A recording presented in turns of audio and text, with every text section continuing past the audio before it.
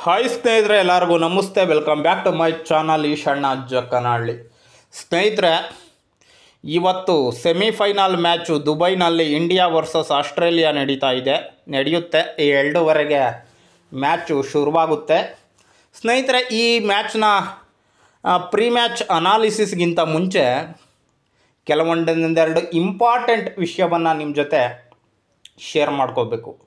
ಸ್ನೇಹಿತರೆ, south Africa ಮತ್ತು Australia, England ಈ 3-4 ತಂಡಗಳು ಮತ್ತು ನ್ಯೂಜಿಲ್ಯಾಂಡ್ ಇವೆಲ್ಲ ಸೇರಿ ಭಾರತದ ಮೇಲೆ ಒಂದೆರಡು ಆರೋಪಗಳನ್ನ ಮಾಡ್ತಾ ಇದ್ದಾವೆ.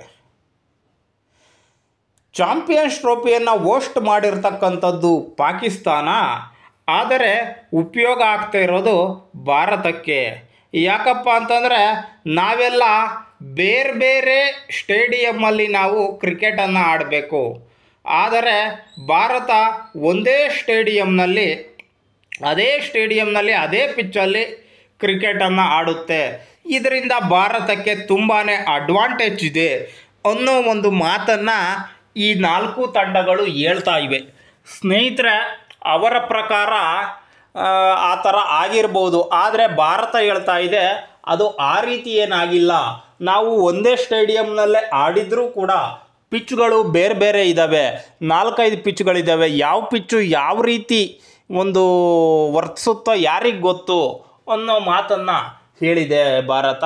ಸ್ನೇಹಿತರೆ, ನನಗೆ ಈಗಲೇ ಗೊತ್ತಾಗ್ತಿದೆ, ಒಂದು ವೇಳೆ ಅವರು ಸೆಮಿಫೈನಲಲ್ಲಿ ಸೋತರೂ ಕೂಡ ಭಾರತವನ್ನು ಟೀಕೆ ಮಾಡೋದಕ್ಕೆ ಈಗಾಗಲೇ ರೆಡಿಯಾಗಿದ್ದಾರೆ ಅಂತ ಕಾಣುತ್ತೆ. ಮೋಸ ಮಾಡಿ ಗೆದ್ದರು ಅನ್ನೋ ರೀತಿಯಾಗಿ. ಸ್ನೇಹಿತರೆ, ಅದು ಏನೇ ಇರಲಿ, ಅವರು ನಾಯಿ ಬೊಗಳಿದ್ರೆ ದೇವಲೋಕ ಹಾಳಾಗಲ್ಲ ಅನ್ನೋ ಥರ ಅವರು ಬೊಗಳ್ಕೊಂಡ್ರೆ ನಮ್ಮ ದೇಶಕ್ಕೆ ಏನೂ ಆಗಲ್ಲ. ಸ್ನೇಹಿತರೆ, ಅನಾಲಿಸಿಸನ್ನು ನೋಡೋದಾದರೆ, ಹೆಡ್ ಟು ಹೆಡ್ ನೋಡೋದಾದರೆ, ODI ಒನ್ ಡೇ ಇನ್ನಿಂಗ್ಸ್ನ ಹೆಡ್ ಟು ಹೆಡ್ಡಲ್ಲಿ ಆಸ್ಟ್ರೇಲಿಯಾನೇ ಸ್ವಲ್ಪ ಜಾಸ್ತಿಯನ್ನು ಗೆದ್ದಿದ್ದಾರೆ. ಯಾವಾಗ ಅಂದರೆ ಸುಮಾರು 2003ಕ್ಕಿಂತ ಹಿಂದೆ ಆಸ್ಟ್ರೇಲಿಯಾ ತುಂಬಾ ODI ಪಂದ್ಯಗಳಲ್ಲಿ ನಮ್ಮ ಭಾರತ ತಂಡವನ್ನು ಸೋಲಿಸಿದೆ. ಸ್ನೇಹಿತರೆ, ಆ ಒಂದು ಸಲುವಾಗಿ ಆಸ್ಟ್ರೇಲಿಯಾ ತುಂಬ ಮುಂದೆ ಇದೆ. ಮತ್ತು ನಾವು ಅಲ್ಲಿಯ ಒಂದು ಸ್ಟೇಡಿಯಂನ ಆವ್ರೇಜ್ ಸ್ಕೋರ್ ನೋಡೋದಾದರೆ, ಆವ್ರೇಜ್ ಸ್ಕೋರ್ ಬಂದುಬಿಟ್ಟು 239 ಇದೆ. ಇದರಿಂದ ನಾವೇನು ಅಂದ್ಕೋಬೋದು ಅಂದರೆ, ಮತ್ತೊಂದು ಲೋಯರ್ ಸ್ಕೋರ್ ಗೇಮ್ ಆಗ್ಬೋದಾ ಅಂತ ಅನ್ನಿಸ್ತಿದೆ. ಆ ಒಂದು ನಿರೀಕ್ಷೆ ಇದೆ.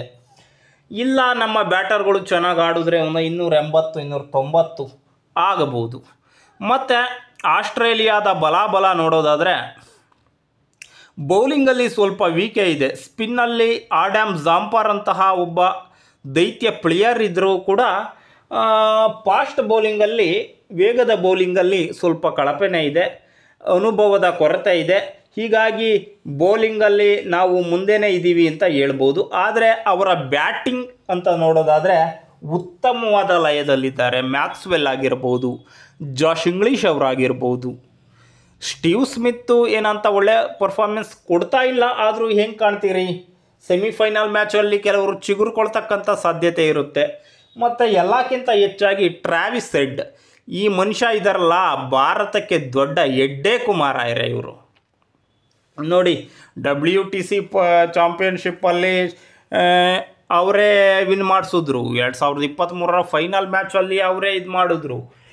IPLಗೆ ಬಂದು ಆಡಿ ಭಾರತದ ವಿರುದ್ಧ ಯಾವ ರೀತಿ ಆಡಬೇಕು ಅನ್ನೋದನ್ನು ತುಂಬ ಚೆನ್ನಾಗಿ ಕಲ್ತುಬಿಟ್ಟಿದ್ದಾನೆ ಆ ಮನುಷ್ಯ. ಟ್ರಾವಿಸ್ ಹೆಡ್ಡನ್ನು ಭಾರತಕ್ಕೆ ಹೆಡ್ಡೇಕಾಗ್ತಾ ಇರುವಂಥ ಮನುಷ್ಯ. ಸ್ನೇಹಿತರೆ, ಅಲ್ಲಿ ಟ್ರಾವಿಸ್ ಹೆಡ್ ಒಬ್ಬರನ್ನ ತೆಗೆದುಬಿಟ್ರೆ ನಮ್ಮ ಭಾರತ ತಂಡಕ್ಕೆ 100 ಆನೆಯ ಬಲ ಬಂದಂತಾಗುತ್ತೆ. ಅವರೇ ದೊಡ್ಡ ಹೆಡ್ಡೇಕು.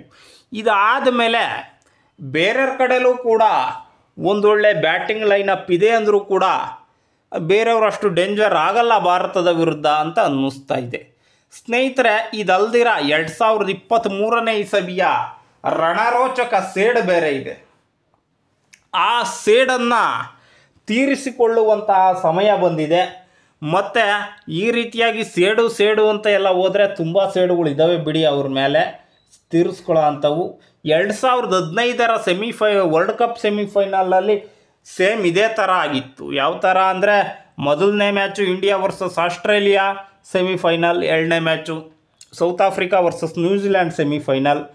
ಈಗಲೂ ಕೂಡ ಸೇಮ್ ಅದೇ ಥರನೇ ಆಗಿದೆ. ಆದರೆ ಮುಂದಕ್ಕೆ ಅದೇ ಥರನೇ ಆಗ್ದಂಗೆ ಇರಲಿ.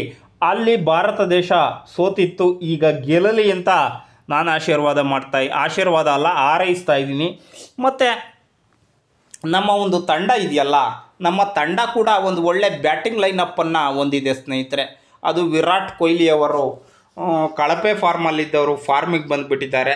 ಮತ್ತು ನಮ್ಮ ರೋಹಿತ್ ಶರ್ಮಾ ಅವ್ರ ಆಟ ಅವ್ರು ಆಡಬೇಕು. ಸ್ಟಾರ್ಟಿಂಗ್ 10 ಓವರಲ್ಲಿ ಎರ್ರಾಬೆರ್ರಿ ಹೊಡೆಯೋಕ್ಕೆ ಶುರು ಮಾಡಬೇಕು. ಇನ್ನು ಮಿಕ್ಕಿದವರು ಗಿಲ್ ಆಗಿರ್ಬೋದು, ಮತ್ತು ಶುಭಮನ್ ಗಿಲ್, ಮತ್ತು ನಮ್ಮ ಕನ್ನಡಿಗ KL ರಾಹುಲ್ ಆಗಿರ್ಬೋದು, ಇವರೆಲ್ಲ ಒಂದು ರೀತಿಯಾದಂತಹ ತಾಳ್ಮೆಯ ಆಟವನ್ನಾಡಿ ಒಡಿಬಡಿ ಆಟಗಾರನಾದಂತಹ ಶ್ರೇಯಸ್ ಅಯ್ಯರ್ ಅವರನ್ನು ಒಡಿಬಡಿ ಆಟಕ್ಕೆ ನಿಲ್ಲಿಸಿದ್ರೆ ಬಹುಶಃ ಭಾರತ ಈ ಒಂದು ಸೆಮಿಫೈನಲ್ ಪಂದ್ಯವನ್ನು ಗೆದ್ದು ಬೀಗಬಹುದೇನೋ.